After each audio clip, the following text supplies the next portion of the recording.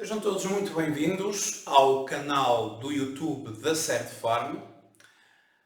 Hoje vamos falar sobre solvabilidade. Trata-se de um indicador, um rácio, onde se estabelece um quociente entre duas grandezas, uma relação entre duas grandezas, que no caso da solvabilidade são retiradas do balanço de uma empresa.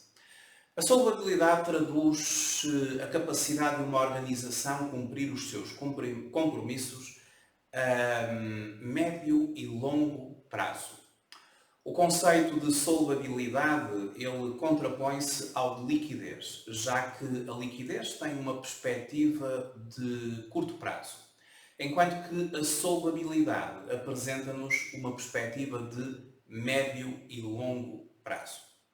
Como é que se calcula a solvabilidade de uma empresa? Através de um quociente. A solvabilidade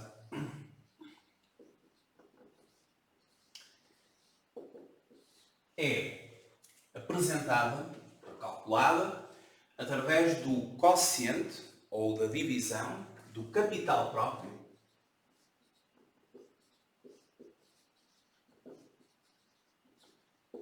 pelo passivo.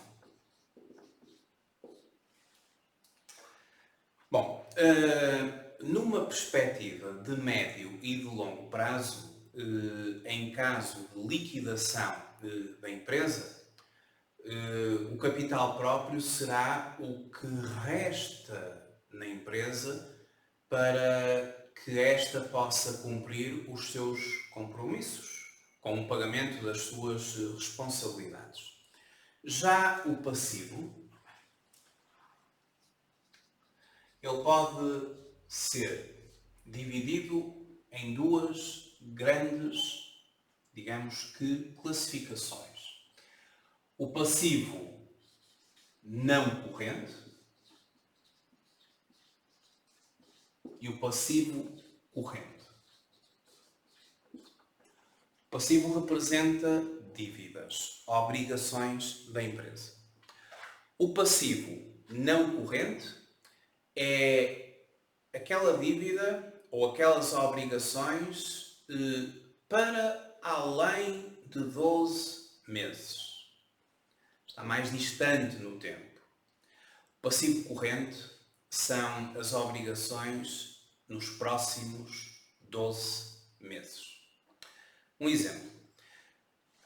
Uma empresa obtém um financiamento da banca. Um financiamento obtido. Este item, ele tanto aparece no passivo não corrente como no passivo corrente da empresa, aqui no seu balanço, no item financiamentos obtidos. A parcela do financiamento que vai ter que ser paga nos próximos, ou já nos próximos 12 meses, é considerado corrente. Daí para a frente, dos 12 meses para a frente, é considerado não corrente. Imaginemos que uma empresa obtém um financiamento a 60 meses. Vai ter que haver amortização de capital nos próximos 12 meses.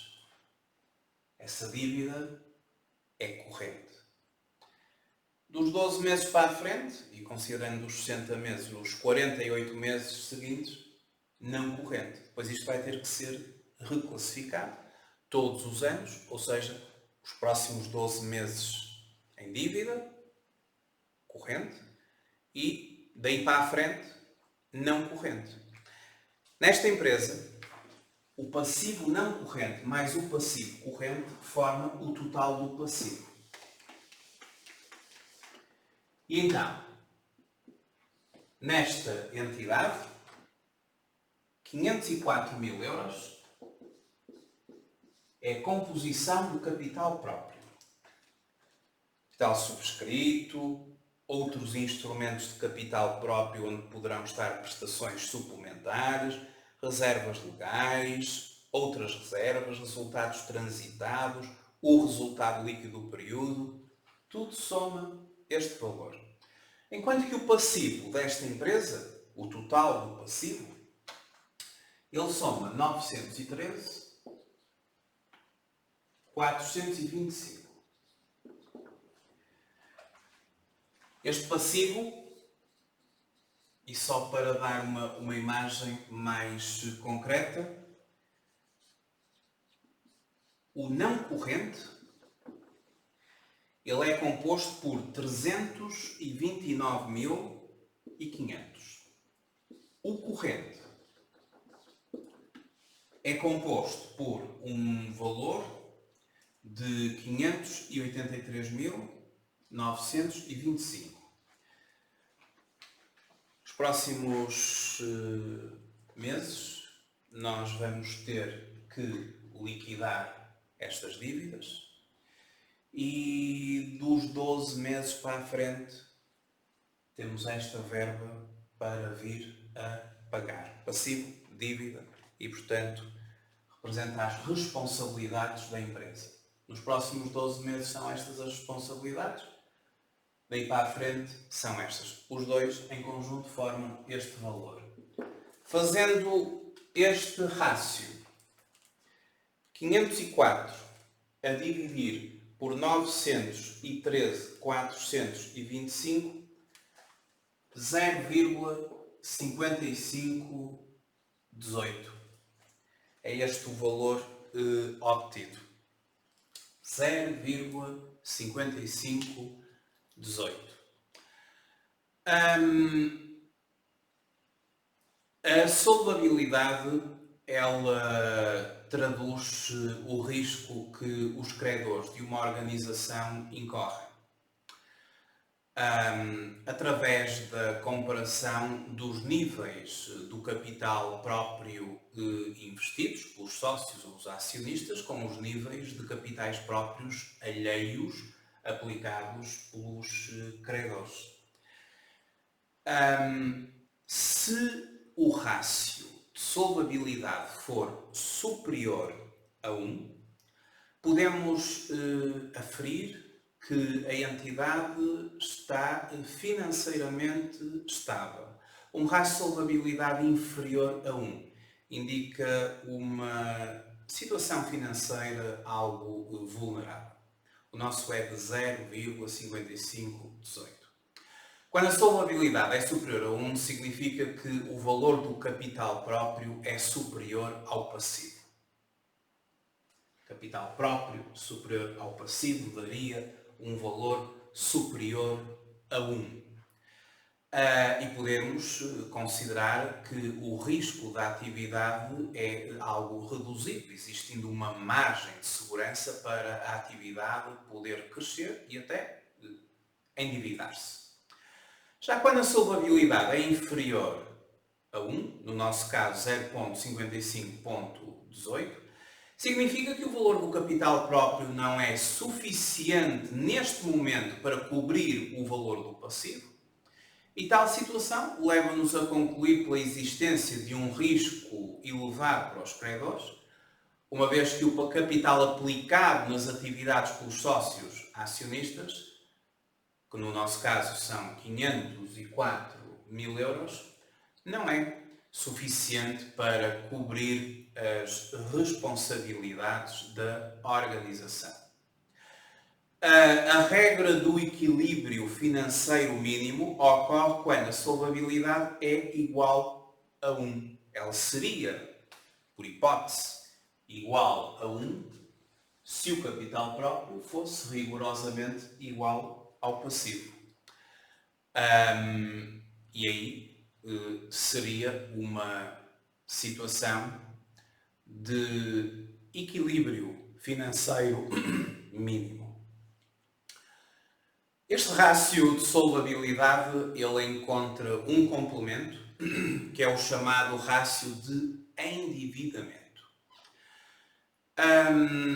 Esta empresa é uma empresa que tem, neste momento, um rácio que vai abaixo daquilo que são as expectativas para podermos considerar a situação como positiva. No entanto, Trata-se de um rácio calculado a 31 de dezembro do período N, ou seja, à data do balanço. Esta empresa tem aqui um passivo corrente mais alto do que o passivo não corrente. Estão aqui muito incorporadas as dívidas a fornecedores, que é expectável que nos próximos 30, 60, 90 dias, vai depender do crédito obtido aos fornecedores, com os fornecedores, da negociação com os fornecedores a nível de prazos e, portanto, este valor é um valor que, num prazo curto, irá com certeza diminuir. Este é o chamado rácio de solvabilidade para aferir sobre a capacidade que a empresa tem no âmbito de cumprir os seus compromissos de médio e de longo prazo. Espero ter sido claro na explanação deste rácio e da sua importância. Subscreva o nosso canal do YouTube, é sempre um gosto. E é sempre um gosto partilhar conhecimentos na área contabilística, na área fiscal. E quando estamos a falar da área fiscal e, por exemplo, o IRS, estamos a falar de todos nós, a quem não interessa saber mais sobre IRS. E nós, para além desta rúbrica do Trate as Finanças, ou do Trate a Contabilidade por Tu, temos também a rúbrica no nosso canal do YouTube do Trate as Finanças por Tu, onde damos dicas, fazemos demonstrações, partilhamos conhecimento sobre impostos e sobre o IRS, entre outros. Espero então que tenham gostado desta apresentação, que a partilhem, que subscrevam o nosso canal do YouTube e muito obrigado a todos por terem visualizado este vídeo e até breve.